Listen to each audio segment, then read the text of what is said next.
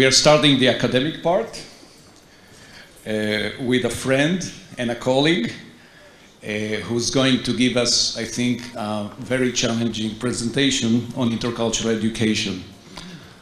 Professor Van-Driel was educated at universities in the Netherlands and the United States. He holds a graduate degree in the psychology of culture and religion with a specialization in education. He joined the staff of the Anne Frank House in 1992, where he is now International Director for Teacher Training and Curriculum Development. He has held more than 100 workshops for teachers in some 20 countries on Holocaust education, human rights education, international justice, and intercultural education. Additionally, he works directly with teenagers on issues of tolerance and intolerance.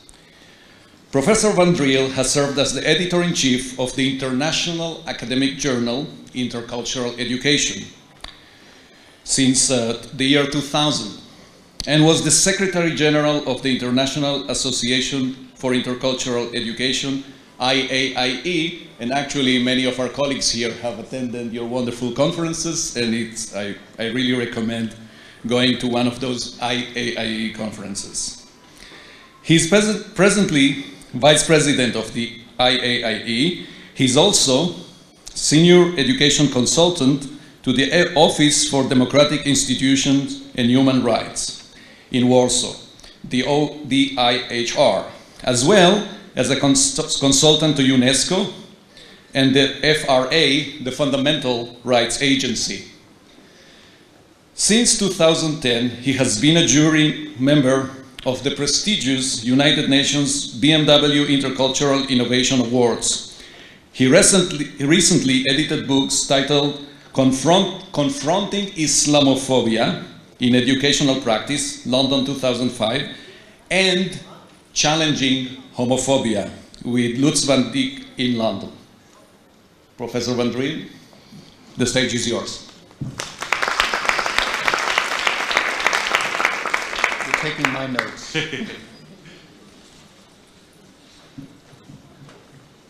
Thank you, Yehuda. I greatly appreciate the opportunity to be here. This is my first time in Israel. I'm going to try to stick to my time. Instead of giving more of an academic presentation, I want to reflect a little bit on my own life and how that connects to some of the themes of this conference and also some of the themes that do relate to multiculturalism today in Europe and elsewhere, and intercultural education. Now, to do that, I need to go back in time a little bit. I'm going to go back a few years, back to when I was a little bit older than 10 years of age, growing up in the United States in upstate New York. I don't need that. And I have to say that when I was about 10 or 11, my parents had been immigrants from the Netherlands to the United States, and I felt extremely American. I was very proud to be American. For me, through the mediation of my teachers, I felt that I was nothing but American. I wasn't hardly aware of my Dutch background. And the entire narrative of that time was to feel proud of the United States, that the United States was the best country in the world, and I never really doubted that. Now, my teachers took a lot of care to make my school environment comfortable, to also, at a time when, we're talking now about the late 1960s, early 1970s, when a new narrative was being created in the United States, a new narrative that was more inclusive, that also needed to incorporate the struggles of the black community in the United States. We're talking about the civil rights era in the United States. Now, what were they trying to do at that time? Never questioning the role of the United States in the world, only looking at it through a positive lens and presenting that to children such as myself. What they were doing at that time was something that Chinese educational specialist Peng Wing calls, basically, they were soul engineers. Went beyond being just a professional.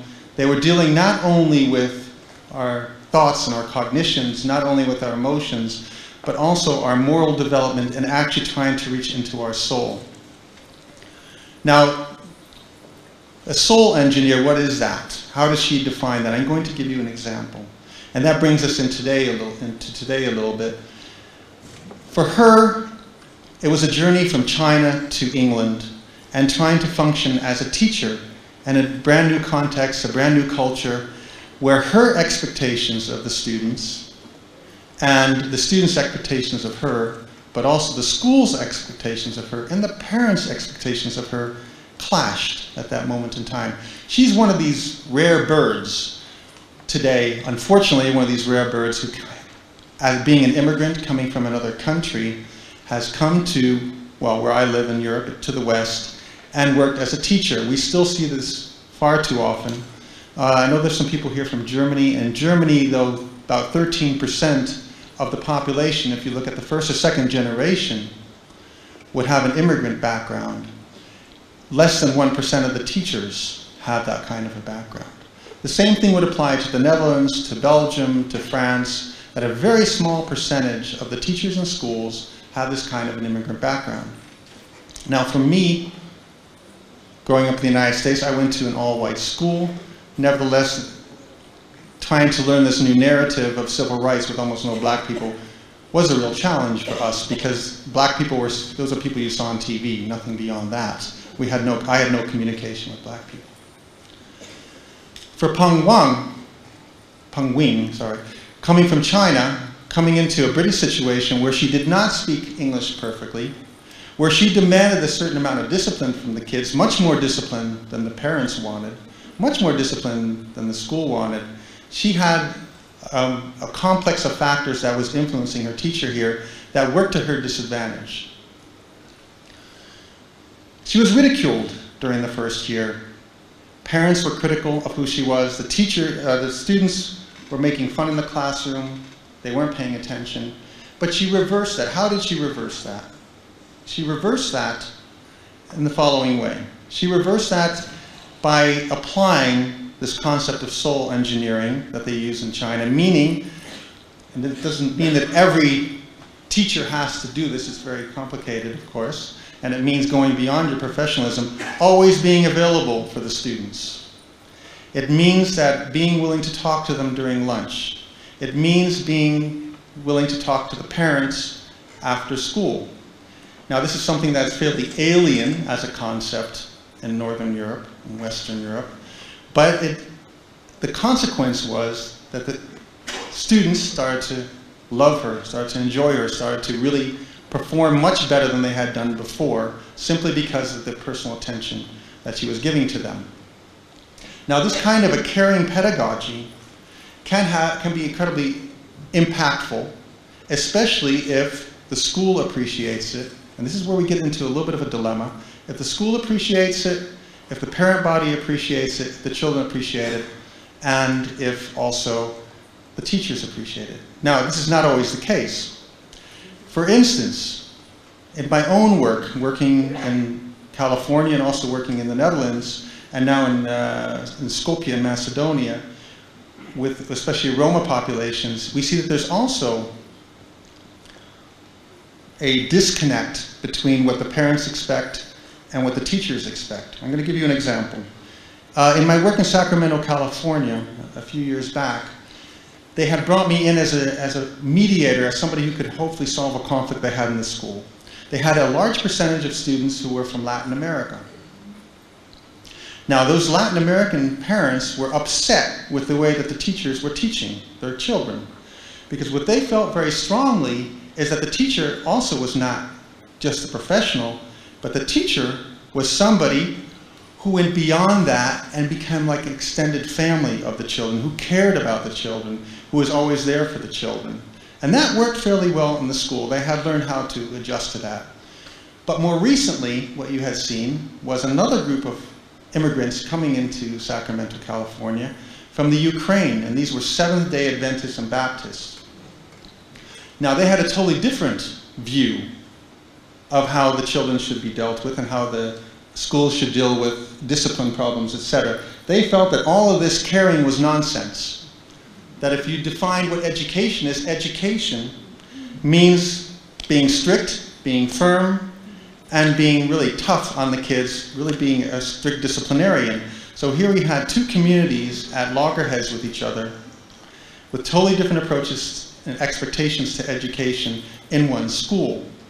Now, talking to the teachers, I asked them, and I've had the same experience in Europe, have you ever been trained how to deal with this? With different communities, with different expectations of your role and the way you should be behaving with the children? Not a single one said yes. They were very confused about this. So this is the first challenge, I think, with the incredible dynamic situation we have right now in Europe, especially, where if I go to, I work in Amsterdam, and in Amsterdam, 60% of the children in that city, the same would apply for Rotterdam, have a first or second generation immigrant background from a lot of different countries, with very different experiences among the parents, very different experiences among the children. And trying to negotiate that, it means that the teacher has to be, in a lot of ways, being able to negotiate between the parents, the children, and the schools. This too often gets forgotten. I'm going to go back to my own history here, moving to the Netherlands at the age of 13, where coming with my very strong American identity, coming into a situation where the teachers also had a very different approach to my American nationalism that was obviously not very easily accepted. And I think for the most part that this was, that this created a little bit of conflict in the way I dealt with them, because I was much more personal to them and they wanted more deference from me. But I think I did not speak at the time, I did not speak Dutch at all. And coming in with this civil rights awareness, I'd like to see the first slide, if I can. This is an image that somebody took a photo of at that time. This is, we can just leave it right here. With my civil rights awareness, the teachers and everybody else in the country was celebrating on December 5th what we call Sinterklaas. This is when Saint Nick comes into Holland on his steamship from Spain, supposedly. And with him are all these Moors called Black Peter. And these are the kinds of images that are used, and there are parades everywhere. I was horrified by this. My parents were horrified by this. And what it did for me was that I confronted my teachers at that time, very daring at 13, 14 years of age, saying, don't you think this is inappropriate? And they felt I was just, it was all nonsense. I was making a mountain out of a molehill. And what they really wanted to try to convince me of was that there's nothing wrong with these kinds of images at all. What it meant for me was losing respect for the teachers that that were teaching me. And they immediately perceived me as a troublemaker, as somebody, and I've always remained that way, by the way. I have a little bit of a reputation. Now, what happened to me in high school? What was the process here? In high school, perhaps some of you are familiar with the study by Jane Elliott called Eye of the Storm. I can hardly see you, but I'm seeing people nodding. In this, what she did is she divided people into brown-eyed and blue-eyed. Okay, that makes sense to you. That was a very blatant type of prejudice. She was telling people that if you were brown-eyed, at least on the first day, she was telling them this, you are inferior, and if you're blue-eyed, you are superior. It took her only one day to significantly impact their self-esteem. Only one day. Now, I have to say that in my case at that time, yes, I experienced a little bit of bullying, but not significantly. And I would say that if I look into classrooms right now in Western Europe, for the most part, is there really this kind of blatant prejudice among the teachers? I think my response would be no. This is not what we're seeing. What we're seeing is something quite different, and something also I experienced when I was in high school. It were the much more subtle mechanisms that were taking place, this subtle prejudice, these subtle expectations that were having an impact on me, on my academic performance, on my self-esteem. What do I mean by that, this kind of more subtle prejudice? It's the fact that the teachers didn't call on me in the classroom because my Dutch wasn't perfect at that time, and therefore I might give the wrong answer, or I might not express myself well enough. Expectations that I would not do well on exams, and if I did do well, and this is interesting, if I did do well, in talking to them I was overjoyed. The attribution was, gosh, yeah, you must have really worked hard. Or maybe your parents really helped you with this, right? So something external, an external attribution. If I failed, which I often did in chemistry, that's why I'm not a chemist, right? Or physics, I was very poor at physics. The attribution was, of course, this kid's not very smart. This is something that's due to her personality. Today, when I talk to teachers across Europe, when we're talking about Roma children, Roma or Gypsy children, which I've been doing recently in Macedonia and in Hungary, or talking about teachers in Germany and Holland and Belgium, and I talk to them about their children who are oftentimes from, or their origin, first, second generation from Morocco, from Turkey. Why do you think that they are not performing well? Too often I hear it's because they're just not as smart as the others. And by the way, the tests show that. They are hardly aware of the fact that these very subtle expectations are having a tremendous impact on the way the children view themselves and on their self-esteem. And even, I would say that some of the more modern educational methodologies that I use today, I'm a big fan, and I'm hoping all of you are as well, of cooperative learning. And I apply cooperative learning all the time because it's been shown to really create friendships across ethnic boundaries, across national boundaries, across religious boundaries. However, the first studies are really being published at the moment, some of them are coming from Italy, that show what is happening in some of these cooperative learning classrooms and these cooperative learning experiences. That indeed, if you look at the results, children get to like each other more, especially if it's done well, especially if it is used to reduce some of the status differences in the classroom and trying to promote respect of each other, trying to promote understanding of each other and friendship among the kids. But one thing it's not doing, and where there's a real problem, and I think that also within the cooperative learning field, people are not enough aware of this as well, is also some of these subtle mechanisms. Subtle mechanisms meaning that the teachers themselves tend to too often reward the behavior of the majority students, subconsciously, unconsciously. Nevertheless, they do that because of the expectations they have of them and the attributions that they're making as to why they're successful. And even more so that the students in these cooperative groups, even though they tend to, after these kinds of interventions, like each other more, the students from the majority tend to not give much credence to the values and the input of the other students as far as quality of their input. So it does help with the friendships, but it doesn't help that much with the way that the majority students view the actual intelligence and academic abilities of these minority group students. So this is also a challenge, I think, for educators across the world to be aware of these kinds of subtle processes that are happening within cooperative learning environments. And I think this also partially explains why when you see cooperative learning techniques such as the jigsaw classroom, such as complex instruction, that sometimes the academic grades don't increase as much as they should in these kinds of situations. Now, I just want to end with a few comments on where I think teacher education could perhaps go in the future. I do a lot of work in the field, as Yehuda was saying, in Holocaust education and in human rights education, intercultural education.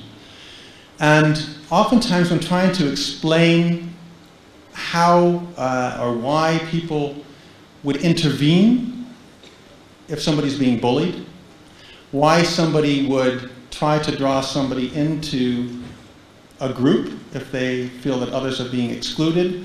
The reasons oftentimes given for this is because of moral concerns, religious concerns, issues of responsibility. And I think that there's another process going on. All these are important, I think.